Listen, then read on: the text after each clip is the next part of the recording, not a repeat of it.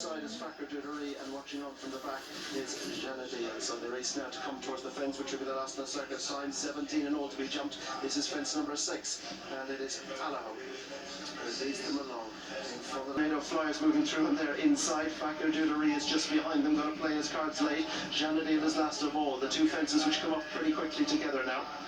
Allaho over the centre of the track. Lambezobo was clean in second. Albuquerque jumping straighter now. Paul Tannen has gone to the middle of the track. He's slightly to his left, and he was down the inside. He was very left. Albuquerque climbed over that, but Harry Cobden is going to keep Paul Tannen honest here, and Allaho has to get home. He looks comfortable to me, Richard. And Manila straight. They might just bunch a little as they come towards the third last, but Allaho's not for bunching. He still has a clear lead of 3 from in second. Lambezobo at this one. Allaho, Lambezobo behind the back of the was a little awkward, but Allaho now turn towards home. If he stays, he wins. Lambezobo is second. Kemboy's third. Albuquerque Tornado Flyer, and then comes Galvin behind them, turning towards home, and it's Allaho who still seems to have more to offer in front from Lambezobo, last year's winner, the 2019 winner. Kemboy's the near side. The dual Gold Cup winner Albuquerque is behind them, but they're all chasing Allaho, who comes now towards the second last. Allaho over in front from in second. Lambezobo, Kemboy hit it very hard when he was trying to come forward, and it's Allaho now to the last from Lambezobo in second, then Kemboy, then Albuquerque Tornado Flyer, Galvin Fakir, but going towards the final fence, it's Allaho who comes to it with the advantage. He's a little slow, but he's clear. Lambezobo and Kemboy, the last two winners of this contest. No match for Allaho, who has stepped up to 3 miles in the Punchestown Gold Cup, stepped up to 3 miles and conquered it as well. It is Allaho for Willie Mullins and Paul Tannen who won it from in second. Lambezobo in third. I think he'd get home in the Cheltenham Gold Cup, but he got home in the Punchestown one. I mean, that's for another day with Jay Mangan. This was seriously impressive. Yeah, monster performance. I was dubious as they were going around, but Paul Tannen was never in doubt, and he's going to tell us how it happened.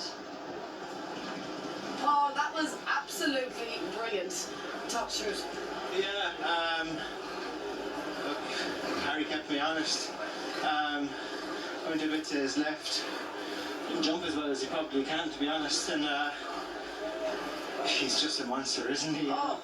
I didn't dare turn around and have a look at the back of the back stuff. Yeah, you know, and to watch it, it was just such a taking performance, because Harry actually half missed the break and he couldn't go with you for a stride, but then when he got up to you, he kept you honest every step of the way. You lined up on the inside, you jumped a bit left, and then you moved out, and actually when you moved to the middle of the fence, he jumped a bit straighter for you. Yeah, Harry was there as well, and it was just probably correcting himself. He wasn't left at every fence, but he was left at some of them, which he has done before, but I didn't want to interfere with him galloping, but at the same time I wasn't going to give him a root in the belly and just set him alight and pull up straight from home. But fair play to Willie for rolling the dice, and the owners that did a good enough to try it, and he's obviously an older and stronger horse now.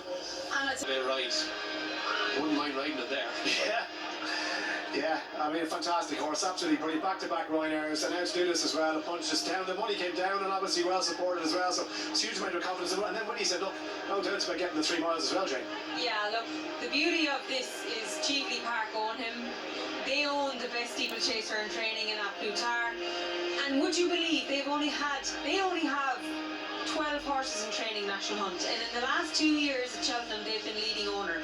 And amongst the 12 Applutar and Allaho, they have Sir Gerhard, Envolen, Quilixios, Classic Getaway. They have some talent for the few horses they have. So I hope Richard Thompson, Mrs. Thompson, everybody who's enjoying these horses, that maybe they will go and invest a few more, because they are quite good judges. They've had a lot of luck, and I can bet your bottom dollar an awful lot of enjoyment. Absolutely, and they were terrible. She was a fairy house as well, Grand National Day. You saw her walking around, not a bother, and brilliant for the entire Mullins team as well. Of course, they've Facile Bay coming up as well, which should, on all known form, and we don't want to preempt it here, but looks like an absolute superstar in waiting as well, to the champion bumper. Yeah, Next up. That's again the big teams like an Elliott or a Mullen. Take any prisoners there. He told me he was going to jump out. And I looked at him, he said, sure, he'll stay, won't he? And I said, of course he will. So that was his plan, to jump out. And I mean, Alboom was going to jump out in front, so was Kemboy. They were all going to jump out, and it was just Paul said he's going to jump out, go down to the first fence, see who was going to be with him over the first and second, and then ride a race from there. As it turned out, Obo was the only one able to stay with him. And, That's what jump racing is all about, getting 3 cheers, because everyone realises it was a top draw performance. Yeah, with Brian Cooper, who rode out before, said he'd never ridden in as fast a Gold Cup in his life. So it was just end-to-end stuff. He took good horses out of their comfort zone.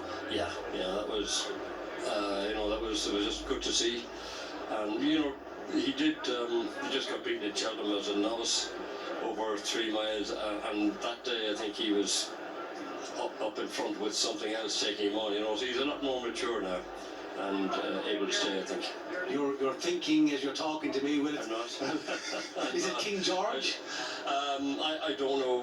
I'll have a word with Richard Thompson and Mrs. Thompson, and Ruby Walsh said he wouldn't mind riding a minute. did he? Right. Well, he that opens a lot more options for him now. Anyhow, you could probably say King George the way he jumps there.